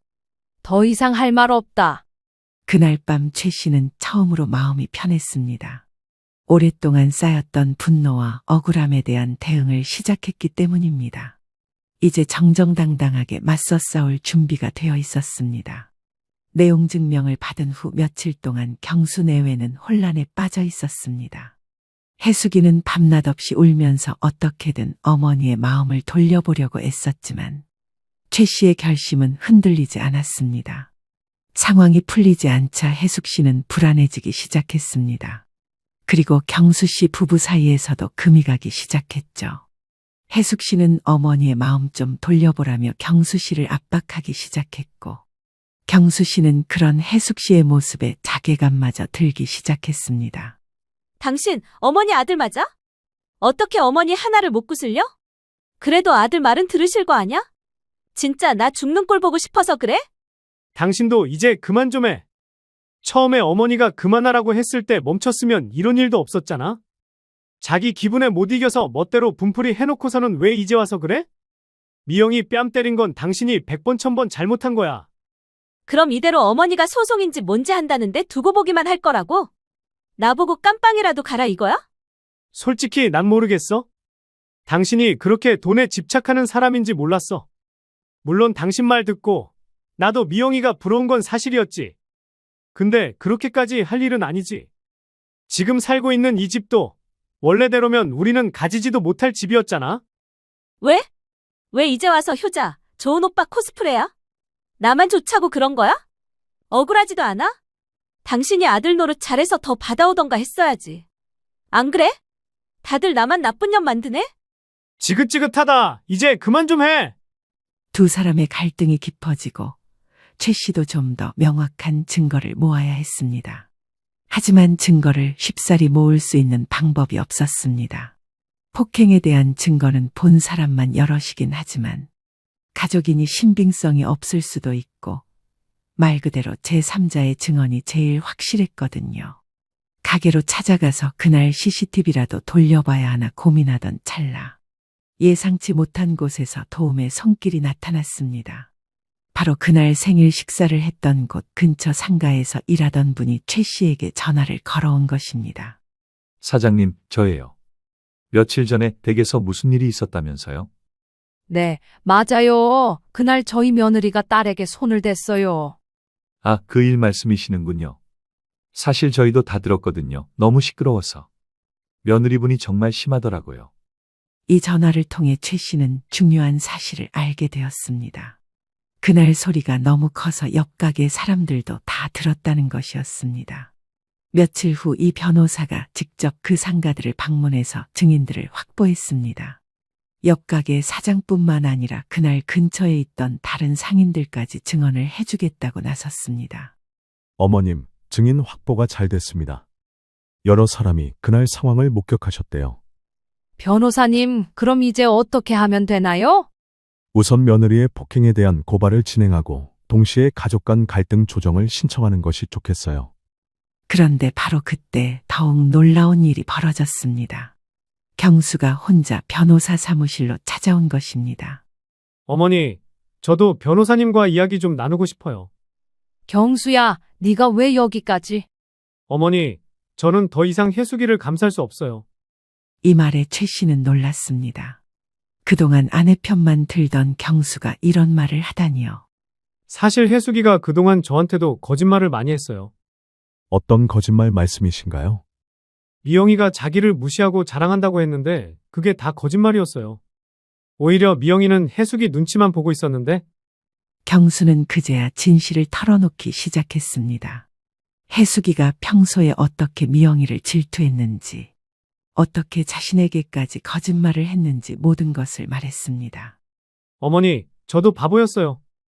혜숙이 말만 듣고 미영이를 의심했어요. 이제 와서 그런 말 해봤자 소용없다. 어머니, 저는 혜숙이와 이혼하겠어요. 더 이상 같이 살 수 없어요. 이 말에 최 씨는 놀랐습니다. 아들이 이런 결심을 할 줄은 몰랐거든요. 어머니, 제가 정말 잘못 살았어요. 아내 편만 들고 어머니와 미영이한테 상처를 드렸어요. 경수의 목소리에는 진심 어린 후회가 담겨 있었습니다. 경수 씨, 그런 결심을 하셨다면 이혼 절차도 도와드릴 수 있어요. 변호사님, 부탁드립니다. 그리고 혜숙이의 폭행건도 저는 어머니 편에 서겠어요. 이제 상황이 완전히 바뀌었습니다. 경수마저 혜숙이를 버리고 어머니 편에 선 것입니다. 며칠 후 경수가 혜숙이에게 이혼 의사를 밝혔습니다. 혜숙이는 처음에는 믿을 수 없어 했지만 경수의 의지가 확고하다는 것을 깨달았습니다. 당신도 나를 버리는 거야? 어머니 편에 서는 거야? 여보, 아니 혜숙 씨. 저는 이제 당신과 더 이상 같이 살 수 없어. 그럼 나는 어떻게 해? 아이들은 어떻고? 아이들 양육권은 내가 가질 테니 양육비는 당신이 책임져. 혜숙이는 이제야 자신이 완전히 고립되었다는 것을 깨달았습니다. 남편마저 등을 돌린 상황에서 더 이상 버틸 수가 없었습니다. 결국 혜숙이는 최 씨에게 찾아와서 무릎을 꿇고 사과했습니다. 어머니, 정말 죄송합니다. 제가 너무 욕심을 부렸어요. 지금 와서 미안하다고 해서 될 일이냐? 어머니, 제발 경수랑 이혼만은 안 되게 해주세요. 제가 정말 잘못했어요. 하지만 최 씨의 마음은 이미 굳어 있었고 경수의 결심도 바뀌지 않았습니다. 이혼 절차가 진행되는 동안 혜숙이는 마지막으로 미영이에게 찾아갔습니다. 아가씨, 정말 죄송해요. 제가 정신이 나가서 그랬어요. 언니, 이제 와서. 아가씨, 제발 저를 용서해 주세요. 그리고 어머니한테도 말씀해 주세요. 하지만 미영이도 더 이상 혜숙이를 믿을 수 없었습니다. 언니, 저는 언니를 용서할 수 있어요. 하지만 다시 예전처럼은 안 될 것 같아요. 몇 개월의 시간이 흐르고 결국 모든 법적 절차가 마무리되었습니다. 혜숙이의 폭행에 대해서는 합의가 이루어졌고 경수와의 이혼도 성립되었습니다. 그날 저녁 최 씨는 미영이와 경수와 함께 조용한 시간을 보냈습니다. 엄마, 이제 정말 끝난 건가요? 응, 이제 정말 끝이야. 어머니, 저 때문에 이런 일이 생긴 것 같아서 정말 죄송해요. 경수야, 네가 정신 차린 게 다행이야. 늦었지만 말이지. 최 씨는 드디어 마음의 짐을 덜 수 있었습니다. 경수의 각성과 이혼으로 모든 갈등이 해결된 후 최 씨네 가족에게는 평온이 찾아왔습니다. 혜숙이는 아이들과 함께 고향으로 내려가서 새로운 삶을 시작했고 더 이상 최 씨네 가족을 괴롭히지 않았습니다. 이혼 절차가 모두 마무리된 후 경수가 어머니를 찾아왔습니다. 어머니, 이혼이 정식으로 성립됐어요. 그래, 고생했다. 아이들은 잘 챙겨야 해. 네, 어머니, 그리고 경수는 잠시 말을 멈추더니 진심을 담아 말했습니다. 어머니, 저 정말 죄송했어요. 그동안 제가 너무 못났었어요. 경수야, 이제 다 지난 일이다. 앞으로 잘하면 되는 거야. 이혼 후 경수는 완전히 달라졌습니다. 새로운 직장을 구해서 성실하게 일하기 시작했고 미영이와의 관계도 회복되었습니다. 어느 일요일 오후 온 가족이 최 씨 집에 모였습니다. 오랜만에 평화로운 가족 모임이었습니다. 엄마, 오빠가 정말 많이 달라졌어요. 미영아, 그동안 정말 미안했어. 내가 너무 못났었어. 오빠, 이제 다 끝난 일이에요. 우리 다시 예전처럼 지내요. 남매가 화해하는 모습을 보니 최 씨의 마음도 따뜻해졌습니다. 그래, 이제 정말 우리 가족다운 모습이구나. 그런데 최 씨에게는 또 다른 고민이 생겼습니다. 미영이가 받은 상가를 어떻게 활용할지에 대한 문제였습니다. 미영이는 간호사 일로 바빠서 카페 운영에 신경을 많이 쓸 수 없었거든요. 며칠 후 미영이가 좋은 제안을 했습니다. 엄마, 상가에서 저랑 같이 작은 반찬 가게를 다시 해보는 게 어때요? 반찬 가게? 엄마 나이에 다시 그런 일을 할 수 있을까? 제가 퇴근 후에 와서 도와드릴게요. 엄마가 예전에 만든 반찬들이 정말 맛있었거든요. 그리고 위치도 좋아서 손님들이 많이 올 것 같아요. 최 씨는 이 제안이 마음에 들었습니다.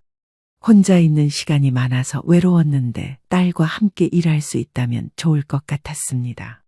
그래, 해보자. 엄마도 집에만 있으니까 심심했어. 그렇게 어머니와 딸이 함께하는 작은 반찬 가게가 문을 열었습니다. 예전에 최 씨의 반찬을 먹어봤던 단골 손님들이 하나둘씩 찾아왔습니다. 최 사장님, 정말 오랜만이네요. 또 반찬 가게 하신다니 너무 좋아요. 그동안 어떻게 지내셨어요? 많이 기다리셨죠? 사장님 반찬이 최고였는데 드디어 다시 먹을 수 있겠네요. 새로운 위치에서 시작한 반찬 가게는 예상보다 훨씬 잘 되었습니다. 상가 가치가 높아진 만큼 유동인구도 많았고 최 씨의 손맛을 그리워했던 손님들뿐만 아니라 새로운 손님들도 많이 찾아왔습니다. 미영이도 퇴근 후에 와서 열심히 도왔습니다. 엄마, 손님들이 정말 많아요. 엄마 반찬이 유명해졌나 봐요. 그래, 우리 딸이 도와줘서 더 잘 되는 것 같아. 경수도 주말마다 와서 힘든 일들을 도왔습니다. 경수야, 네가 이렇게 도와주니까 엄마가 정말 고맙다. 당연한 일이에요. 어머니, 제가 그동안 너무 못했으니까요. 몇 달이 지나자 반찬 가게는 동네에서 소문난 맛집이 되었습니다. 최 씨는 매일 일찍 일어나서 정성스럽게 반찬을 만들었고 손님들은 그 정성을 알아주었습니다. 어느 날 저녁 가게 정리를 마치고 집에 돌아온 최 씨는 미영이와 차를 마시며 이야기를 나누었습니다. 엄마, 요즘 정말 행복해 보이세요. 그래, 엄마도 그런 것 같아. 너희들과 함께 일하니까 재미있어. 엄마, 그때 혜숙이 언니 일로 힘드셨는데 지금은 모든 게 잘 해결된 것 같아요. 미영아, 엄마도 처음엔 너무 화가 나서 그랬는데 지금 생각해보니 모든 게 다 잘 된 것 같다. 최 씨는 이번 일을 통해 중요한 깨달음을 얻었습니다. 미영아, 돈이 중요한 게 아니라 가족이 서로 사랑하고 존중하는 게 가장 중요한 거구나.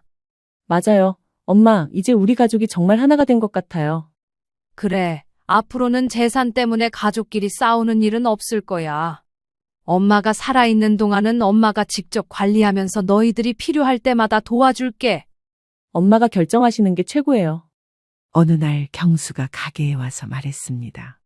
어머니, 저도 이제 깨달았어요.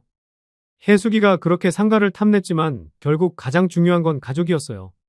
그래, 경수야, 돈은 없어도 벌 수 있지만 가족의 사랑은 잃으면 다시 찾기 어려운 거야. 네, 어머니. 저는 앞으로 가족을 가장 소중하게 생각하며 살겠어요. 그날 밤 최 씨는 오랜만에 편안한 잠을 잤습니다.